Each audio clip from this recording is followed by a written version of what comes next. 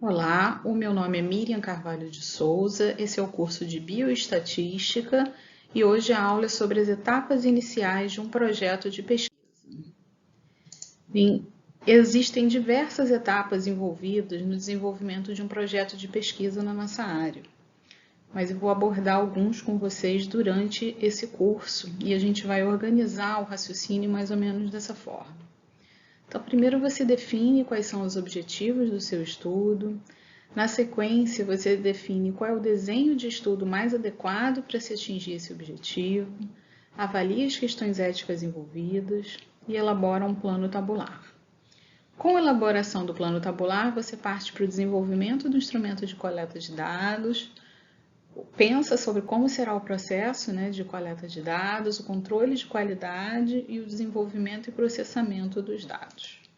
As pessoas que não vão fazer coleta de dados, elas podem trabalhar obtendo bases de dados secundárias, que eu vou explicar depois para vocês o que é. E aí elas obtêm a base e partem para análise exploratória e mais alongada, digamos assim, mais madura sobre os dados, interpretam os resultados, para que finalmente tenham a apresentação e divulgação dos resultados da sua pesquisa. Na definição dos objetivos, é muito importante você pensar sobre o que motivou essa pergunta, sobre a qual você vai se debruçar pelos próximos meses, às vezes até anos da sua vida. E quais são os conhecimentos prévios sobre esse tema? O que a bibliografia existente sobre o tema conta? Quais são as lacunas de conhecimento? Quando a gente começa uma revisão bibliográfica, frequentemente aparecem diversos fatores que vão, às vezes, até confundindo um pouco mais. Então, você precisa ter muita clareza do que você quer lá na sua motivação da pergunta para conduzir melhor a sua revisão bibliográfica e saber como você vai estudar para chegar ao seu objetivo. Uma das formas que nós temos para organizar o raciocínio sobre os diferentes fatores que afetam o desfecho que a gente está estudando é montar um modelo teórico como esse que foi publicado pelo professor Luiz Felipe Leite Martins. Aqui, por exemplo, ele estava interessado em estudar a falta de acesso ao resultado do Papa Nicolau, ou seja, as mulheres fizeram o exame e não voltaram para buscar o resultado. Então, ele, durante a revisão, encontrou diversos fatores e ele organizou esses fatores no modelo teórico que tem diversos níveis. Vou partir aqui da esquerda, que é o que está mais distante do desfecho dele. Ele aplicou a análise de maneira a considerar que tem um programa nacional de controle do câncer do colo do útero. E aqui embaixo, ele também refletiu sobre como as características da unidade de saúde podem afetar de alguma maneira o acesso da mulher ao resultado do exame. E aqui dentro dessa caixa maior, ele organizou os fatores associados obtidos por meio de entrevistas com as mulheres em 3 níveis diferentes. Então, nesse nível, ele tem a idade, por exemplo, a escolaridade, a raça e os conhecimentos da mulher em relação ao exame de Papa Nicolau. Aqui ele tem, por exemplo, o tempo que a mulher leva para chegar até a unidade de saúde. Será que a mulher que leva mais tempo, ela demora mais a ir buscar o resultado e acaba não indo, não tem acesso a esse resultado? E aqui, bem próximo do desfecho dele, ele colocou a razão para ter marcado esse exame. Será que a mulher que já tem uma queixa quando vai fazer o exame, ela volta mais para buscar o resultado do que uma mulher que foi fazer apenas um exame de rastreamento e considera fazer o exame é suficiente, não volta lá para buscar? Então, o modelo teórico ajuda bastante a pensar sobre como organizar essas variáveis que você vai, essas características que você vai encontrando durante a revisão da bibliografia. Com o seu objetivo bem traçado, você vai poder pensar sobre qual seria o tipo de estudo mais adequado para atingir esse objetivo. Eu sou epidemiologista, então acabo tendo uma tendência a falar mais dos estudos epidemiológicos. Aqui, os grandes estudos epidemiológicos a gente divide em 2 categorias, os observacionais e os experimentais. Os experimentais são aqueles em que o pesquisador faz alguma intervenção, como, por exemplo, os ensaios clínicos, em que você, para uma parcela da população, você expõe a um novo tratamento, por exemplo, e a outra parcela continua usando o tratamento antigo ou não se trata, e aí você observa o desfecho. Então, esse é um estudo experimental porque você faz uma intervenção na população. E os estudos observacionais, como diz o nome, você não faz nenhum tipo de intervenção, mas você observa o seu desfecho na população. E aqui a gente tem vários tipos de estudo. Esses tipos de estudos eles são abordados com muita cautela na disciplina de epidemiologia, que eu recomendo fortemente que vocês cursem. Eu gostaria de falar brevemente sobre o estudo ecológico. Diferente desses outros aqui, o estudo ecológico, as unidades de medida não são pessoas. A unidade de medida desses estudos são aglomerados de pessoas, que podem ser cidades, por exemplo. Eu posso comparar a tendência espacial de um desfecho entre diferentes municípios do estado do Rio de Janeiro. Na sequência, você deve avaliar as questões éticas envolvidas na execução do seu projeto. Todo projeto de pesquisa científica deve prever essas questões. E ele só pode ser executado após a aprovação dos comitês de ética pertinentes, na maioria dos casos. Em geral, pessoas que fazem projetos com base de dados secundários não identificados não fazem esse tipo de submissão à Plataforma Brasil, por exemplo, que é o ponto de partida para o encaminhamento do projeto ao comitê de ética pertinente. De qualquer forma, todas essas questões são vistas com cuidado na disciplina de bioética. As questões éticas são abordadas nessa disciplina e eu também recomendo que vocês se inscrevam nela. Durante o curso, eu vou usar como fio condutor um exemplo de câncer de pulmão. O objetivo desse estudo é avaliar os fatores que interferem no prognóstico dos pacientes com câncer de pulmão que foram matriculados no INCA de 2010 a 2015. E esse é uma base de dados que eu montei que não é só para um exemplo, não corresponde à realidade. É um tipo de estudo que vai ser uma coorte retrospectiva. São pacientes que foram matriculados no passado e que hoje eu vou avaliar como é o prognóstico deles. Dentre as questões éticas, a gente vai submeter esse projeto ao Comitê de Ética em Pesquisa do INCA com uma solicitação para dispensa do termo de consentimento livre esclarecido, porque a gente não vai contactar os pacientes para executar esse estudo. Na sequência, eu vou elaborar um plano tabular. Não sei se vocês já ouviram esse termo, mas o plano tabular é a proposta de divulgação dos resultados. Podem ser tabelas, gráficos, figuras, indicadores, como se fossem umas tabelas que você tem uma estrutura montada que quando você se vê publicando os seus resultados ou divulgando, enfim, seja por que meio for, você vê esses resultados sendo divulgados de que forma. Então, o plano tabular ele também vai te ajudar na organização do seu projeto. E ele deve ser elaborado antes do desenvolvimento do instrumento de coleta de dados para aquelas pessoas que forem fazer coleta.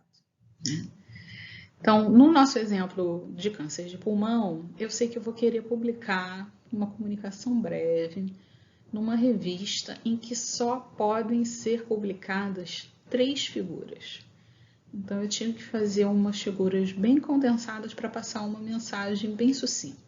Aqui eu tenho uma tabela 1, que eu tenho o título, distribuição e probabilidade global de sobrevida em 60 meses dos pacientes com câncer de pulmão matriculados no INCA de 2010 a 2015, segundo características selecionadas.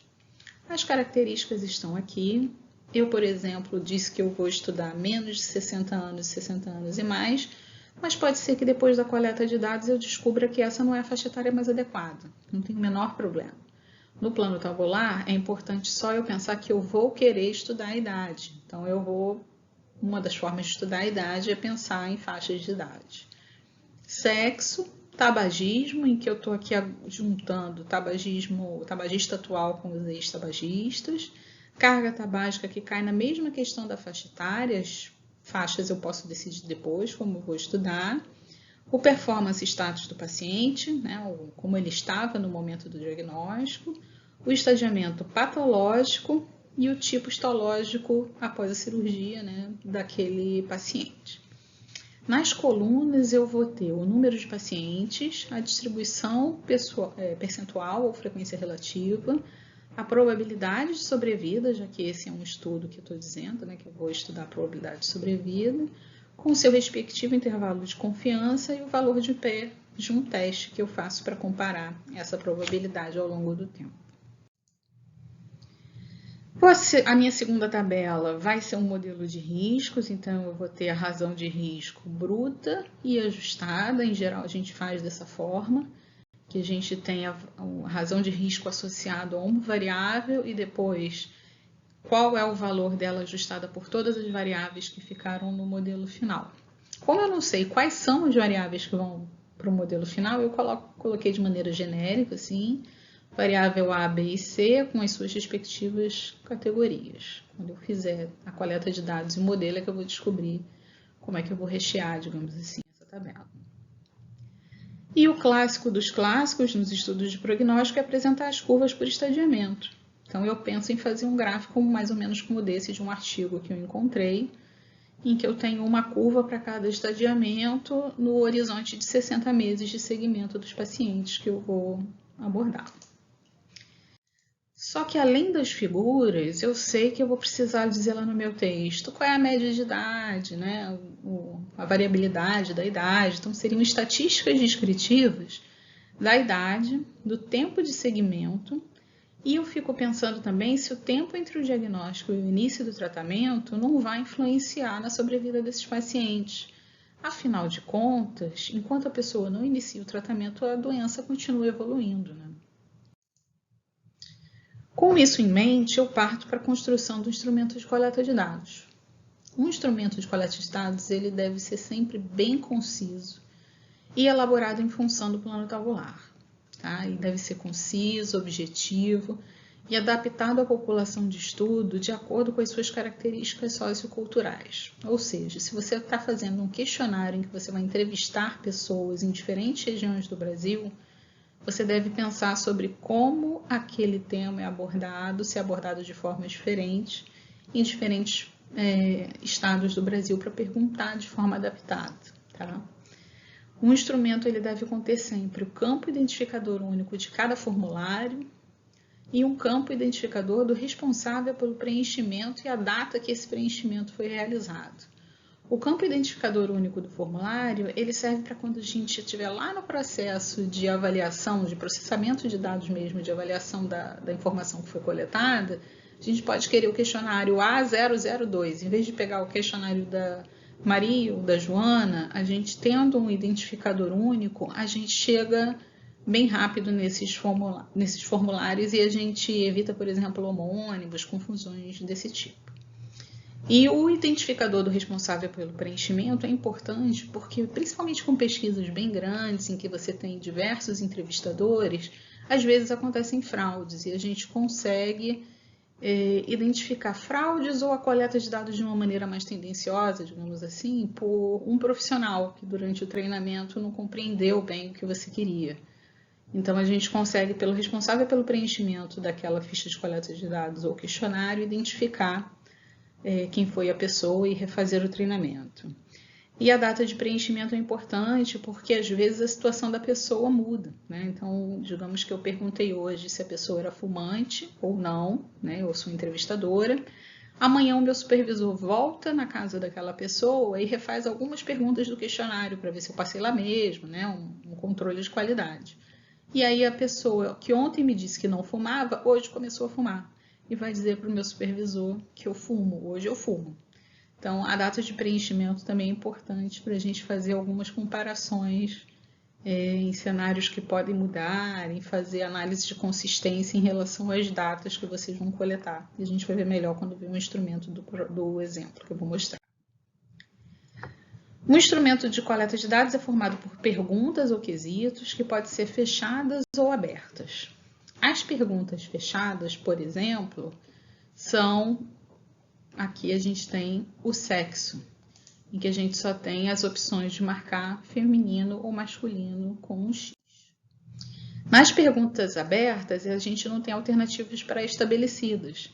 Então, por exemplo, a gente tem a data de nascimento aberta, que a pessoa pode escrever uma data qualquer, porque eu não fiz nenhum tipo de restrição. Além disso, a gente tem as perguntas mistas, que você tem a opção de marcar sim ou não, no caso aqui do outros, mas se você apertar sim, eu tenho outra comorbidade, você automaticamente vai ter que botar aqui no especifique qual é essa outra comorbidade que não era nenhuma das listadas acima. Então, essa pergunta a gente chama de pergunta mista. Então, esse aqui é um instrumento de coleta de dados que eu criei para esse exemplo de câncer de pulmão e está disponível para vocês na pasta de materiais de apoio na nossa plataforma. Eu vou destacar aqui algumas perguntas desse instrumento de coleta de dados para vocês. Então, primeiro, o prontuário, que pode ser numérico ou alfanumérico, né? Algumas unidades de saúde usam A e uma sequência de números do lado. Então, depende se ela pode ser numérica ou alfanumérica. A data de nascimento, eu vou falar depois melhor para vocês sobre a importância de estabelecer bem os critérios do campo data, se o dia vem depois do mês ou se vem antes, para não ter confusão e não ter perda de informação. O sexo, que está aqui como uma pergunta fechada. E aqui no tabagismo, a gente tem, por exemplo, o que nós chamamos corriqueiramente de pulo entre questões. Então, se a pessoa nunca fumou ou nega tabagismo, ela não vai perguntar, a gente não vai ter informação da carga tabágica, a gente vai passar para a pergunta seguinte, que não tem nada a ver com tabagismo. Então, por isso aqui tem um passe 6, que vai ser o performance status. E a carga tabágica aqui é uma pergunta aberta, ela assume qualquer valor variando de 0 a 999, sendo que aqui no instrumento eu já indiquei que quando a pessoa fumar menos de um maço ano, a gente vai colocar 000, e quando a gente não tiver informação da carga tabágica, a gente vai codificar com 999. E é importante você saber quais são esses códigos na hora da avaliação do dado, da análise. Porque se eu calcular uma média levando em consideração esse 999 aqui, que corresponde a essa informação, vocês imaginem que o resultado não vai ser fidedigno ao que foi coletado, né? Aqui nessa página seguinte do nosso instrumento de coleta de dados, a gente tem o performance status, que é uma pergunta fechada, e as enfermidades prévias registradas no prontuário, que eu coloquei aqui para a gente ter um exemplo de uma questão que admite múltiplas respostas. Ou seja, eu posso ter um paciente que tem DPOC e hipertensão. Então, eu vou marcar um sim na hipertensão e outro sim no DPOC. Todas as outras devem estar marcadas com não. Sempre que nós preenchemos um instrumento de coleta de dados, nenhum campo, né, deve ficar em branco. Porque um campo em branco não é nem sim nem não. Ele vira um sem informação na hora que eu for fazer a análise de dados. É muito importante para todo instrumento, não só essa que admite mais de uma resposta, a gente ter tudo preenchido. Aqui nessa página nós temos o estadiamento patológico e o tipo histológico do tumor, que é uma pergunta mista. Então, se o tipo histológico do tumor não for nenhum desses listados aqui, a pessoa vai preencher outros carcinomas, marcar um X aqui, e especificar qual seria esse outro carcinoma. Como é um estudo de prognóstico, a gente vai ter várias datas nessa ficha de coleta de dados. Então, a gente tem a data do diagnóstico do tumor, porque o tempo que eu estou interessada é o tempo entre o diagnóstico e o óbito ou o último contato, né? E como eu disse que eu queria estudar aquele tempo entre o diagnóstico e o início do tratamento, eu incluí essa variável aqui. Eu tenho o estado vital do paciente, se ele estava vivo ou se estava morto. Então, se ele estava vivo, eu vou passar para as informações finais da ficha, mas se ele estava morto, eu tenho que preencher aqui a causa do óbito, que está como um campo aberto. E aqui a gente tem um outro recurso, né? As causas de óbito, elas são organizadas e classificadas pela Classificação Internacional de Doenças. No Brasil, atualmente, a gente usa a CID-10. Então, eu posso escrever aqui qual foi a causa do óbito de maneira aberta e depois codificar utilizando a CID-10, aqui no caso com 3 dígitos, codificar qual foi a causa de óbito daquele paciente. E, na sequência, então, a gente tem a data do preenchimento da ficha CPF, que eu já falei para vocês a importância dessas informações.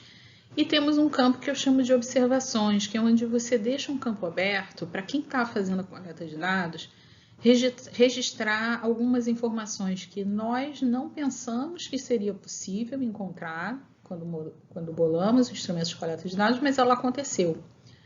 Por exemplo, num estudo de câncer de pulmão que eu trabalhei recentemente, a gente trabalhava só com pacientes cirúrgicos e chegamos à conclusão que seria importante saber o tempo que aquelas pessoas ficavam internadas nesse processo da cirurgia. Mas em todo o instrumento de coleta de dados, em momento algum, a gente deixou um campo disponível para anotar a data da alta do paciente. Então, isso foi registrado no campo de observações e depois nós conseguimos recuperar essa informação. Dentre as etapas, então, do projeto de pesquisa, a gente falou aqui até o desenvolvimento do instrumento de coleta de dados. Para a aula de hoje, como materiais de apoio, vocês têm o artigo do Felipe e o instrumento de coleta de dados que estão lá na nossa pasta. Eu espero que vocês tenham gostado e até a próxima aula.